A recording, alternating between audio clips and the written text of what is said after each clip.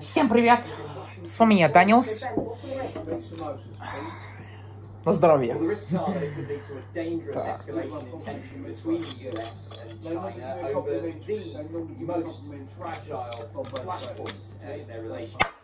Ой. Ой, принят сегодня на Салис Китчен. Двойной чизбургер. За сколько ужасов? Не знаю. Так, поехали. Начинаем. Of the Taiwanese government, a site that is sure to enrage China. Why is it so sensitive? Well, because Taiwan is a breakaway democracy, which China sees as part of its own territory. Well, as she landed, Nancy Pelosi tweeted that America's solidarity with the people of Taiwan is more important than ever as the world faces a choice between autocracy and democracy. Tonight, China has condemned her trip, saying the US is playing with fire. Its ambassador here in Washington saying it will escalate tensions. Indeed, China has already said it will now carry out military exercises around Taiwan later this week. The Biden administration has tried to distance itself from her trip, stressing the US does not support Taiwanese independence, but also saying that America will not be intimidated. The big worry here is that any military escalation in the Taiwan Strait could ultimately lead to conflict between these two superpowers. Okay, Ben. A report out today in the wake of the death of a 5-year-old boy to further urgent action is needed in some care services in Wales. Logan Mwangi was killed by his mother, stepfather and stepbrother in July last year, suffering catastrophic injuries. The care watchdog in Wales acknowledged there have been improvements at Bridgend County Borough Council in the last 12 months, and said serious concerns remain. Danny is investigating the death of a soldier in Suffolk. Conor Morrison collapsed near Woodbridge and died 2 days later.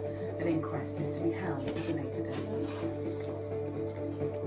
And nearly 700 migrants crossed the Channel on Monday, a new daily record for the year so far. In total, over 17,000 people have made the journey in 2022, compared to an average of 9,500 people by this point last year. A report by MPs is calling for new laws to regulate some kinds of cosmetic treatments aimed at changing people's body image. They say the providers of non-surgical procedures such as Botox injections or chemical peels should have to be trained and operate under licence. Vicky Grimes' report begins with some images of procedures that have gone wrong.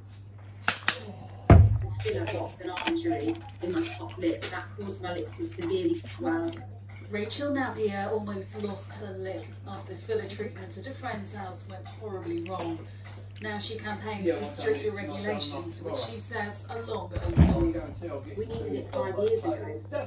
It's happening to people every day, and some people aren't as fortunate as me that my lips are back to normal now, and that's not the case for everybody.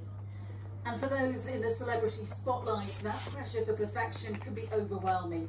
Towie star Charlie King says his newfound fame led him to seek numerous procedures. And that kind of fueled me with this perfectionist mentality that I have to want to go ahead and have plastic surgery. I didn't realise at the time that I was actually dysmorphic. It was only in the aftermath. Currently, there is little or no regulation for procedures like lip fillers, Botox injections, or facial thread lift treatments. Some of the treatments can be done on the high street for as little as £99. And there are currently no mandatory training requirements for people carrying out the treatments. It's those physical and emotional effects that the Commonwealth Health Committee want to see tackled. They're calling for plans to license treatment providers to be brought forward, minimum standards for training, and making dermal fillers prescription only. Those kinds of procedures are not regulated at the moment, and that means people can go up, they can pay money, and they can go to a backstreet cowboy, and sometimes have a change made to their face, which they bitterly regret afterwards. The government say they're planning to tighten regulations around who can and who cannot perform cosmetic procedures like these, but they haven't yet given a timescale, and those in the industry say they can't come soon enough. 5 years ago, I was seeing maybe 2 complications a month. Now I'm seeing maybe 2 to 3 per day because we are seeing this explosion in patients getting injured. The government say they're taking steps to support those affected and want to ensure that people can make informed and safe choices going forward. Victoria Grimes, ITV News, Liverpool. You're watching the ITV News. Here's what's still ahead before Emmerdale. Later on we'll have our exclusive interview regarding the football. That is with England's Alessia Russo. We'll hear her take on that goal. We also had a new weapon in the fight against bowel cancer, how this handheld device could help speed up diagnosis. Everything happened so quickly that they would nip it in the bud, if you like. How a suspected shark attack off the coast of Cornwall left a swimmer with a leg injury, plus...